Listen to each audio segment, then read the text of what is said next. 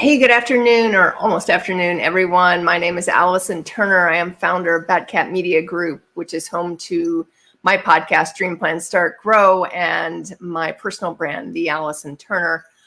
I am jumping on today to talk a little bit about websites. And some people, I don't know, I think most people know that my company, Batcat Media Group, does website design. We've redesigned sites, we refresh sites. So if you have a site that was maybe designed 3 or 4 or 5 years ago and you want to refresh the site, we can do that. We can redesign a site. We can build a brand new site from scratch. Or if you've never started a company before and you need a site, we can start from scratch with the branding and the website design and all that. So there's a lot of ways we can go with sites. But I wanted to talk a little bit more about kind of the nuts and bolts of what you want in a website, because I'm not a big believer that you have to have a huge site. Now, I do have a pretty big site. I'm not a believer that you have to have a huge site.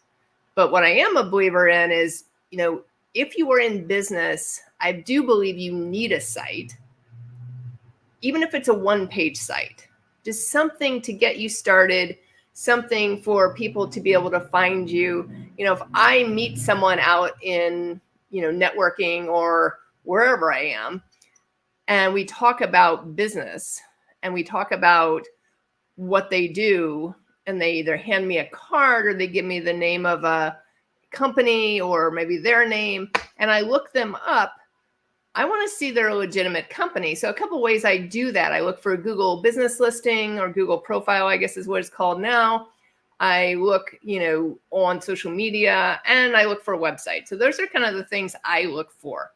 And again, it doesn't mean they have to have a huge site, just some kind of presence online. So kind of the key things that you do want in a site, even if you're looking at a small site, one is clear description of your business, who your ideal client is, things like that. Make sure the brand is consistent with who you're marketing to. If you're marketing to women, age 35 to 55, make sure your brand looks that effect, looks like that you're marketing to women and not to men, and, things like that, or vice versa. Contact information. You want your contact information top, as close to the top as you can get. So people have an easy way. So whether you have it at the very top, there's a top bar on a lot of sites, or if you don't want it there, have a contact button on your menu. And so it's easy for someone to hit contact and get to your contact information. Some people will put it in the footer. I just believe the easier you can make it, the better. A lot of big companies nowadays make it hard for you to find some contact information if you're needing support. And it drives me absolutely nuts. And it's these big companies, some of them are hosting companies for websites. Some of them are, you know who they are, but the ones I deal with just drive me nuts. Like I have to scroll down to the bottom, hit the contact button, and then that gets me, or support button, and then that gets me somewhere, and then that gets me somewhere. It's like I have to click 3 or 4 times to get either a phone number, if there is one, or a way to reach out via email or a form. So it's like they don't want you to call. So they're just ignoring it, So contact information. If you are trying to be found more on the internet, name, address, and phone are important. So having your actual address, if you have an office, or if you don't have an office, do you have a virtual office that you use? A lot of people don't want to put their home address. I would completely agree with you on their website. If you're using a home office, completely agree with you.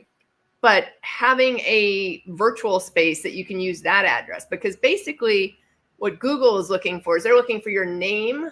So the company name specifically, your address and your phone number for your company to be consistent across different listings. So that could be social media listings, that can be your Google profile, your website.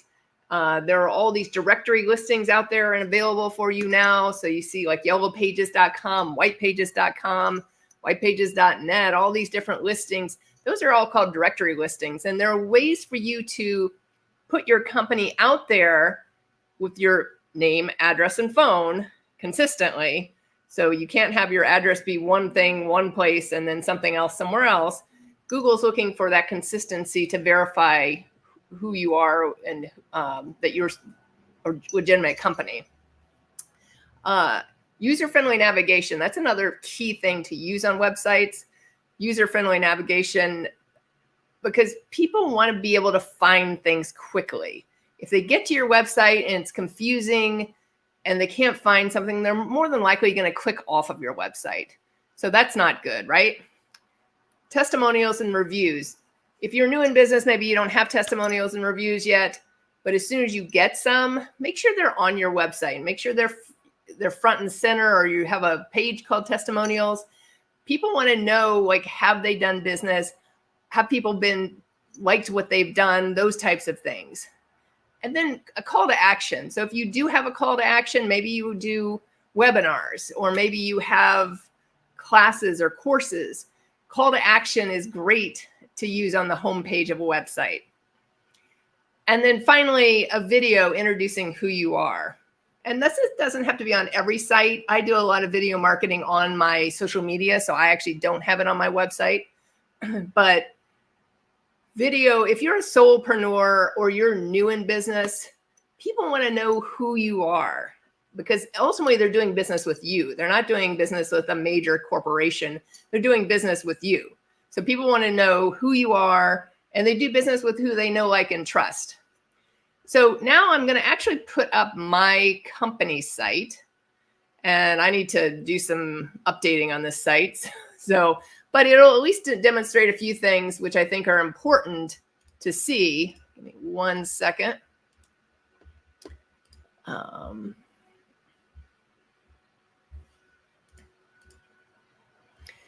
So my company site, hopefully everyone can still hear me, even though I'm not on the screen per se.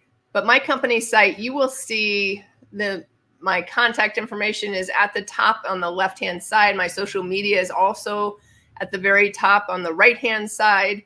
The menu's front and center. So, if you want contact, you can get to that, which also has my office address on it. It says what we do right here in the front, above the fold, marketing and production company based in Delray Beach.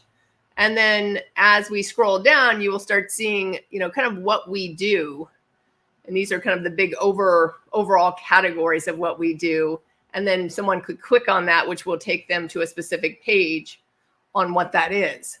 But a couple more things I want to share. So I also have social media on the side. This is an actual plugin, so I've chosen to add it, just to make it, again, front and center and bring social media up to the front a little more. And then here are some reviews. So these are actually getting imported from Google.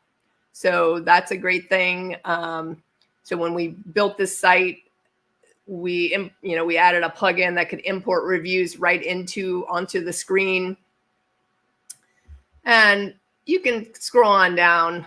So there's some more reviews here that maybe aren't on Google that we got from specific people, some projects that we've worked on. And then as you scroll down, you can get our address and some affiliations that we have.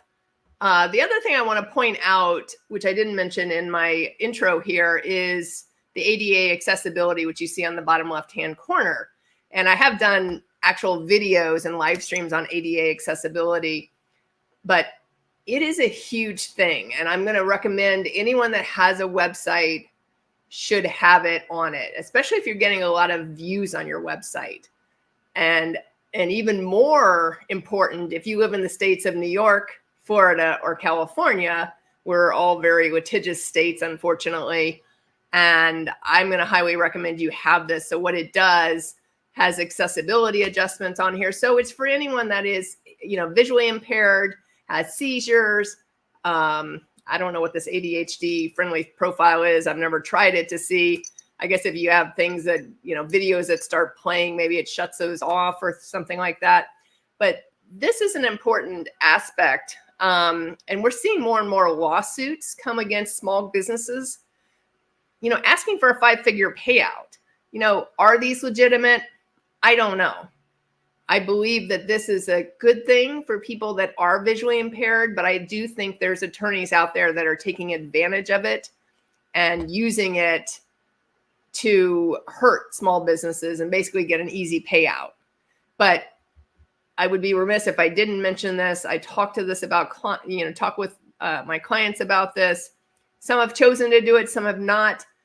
I still strongly recommend everyone do it, just because it's better to be safe than sorry. I mean, it gives you peace of mind. It allows a screen reader to read your site, all those types of things. So that's the only thing I would say here. But if you have any questions about website design or what, the best thing is for you and your business, please reach out to me. I am happy to help. I truly love what I do and truly love helping small businesses. And I really love helping startup companies. So if you're brand new in business and want help, need help in branding and website design and things like that, please reach out to me. You can reach me at my office number, which is 561-276-4422, or on my email, which is Allison, Allison, @batcatmedia.com.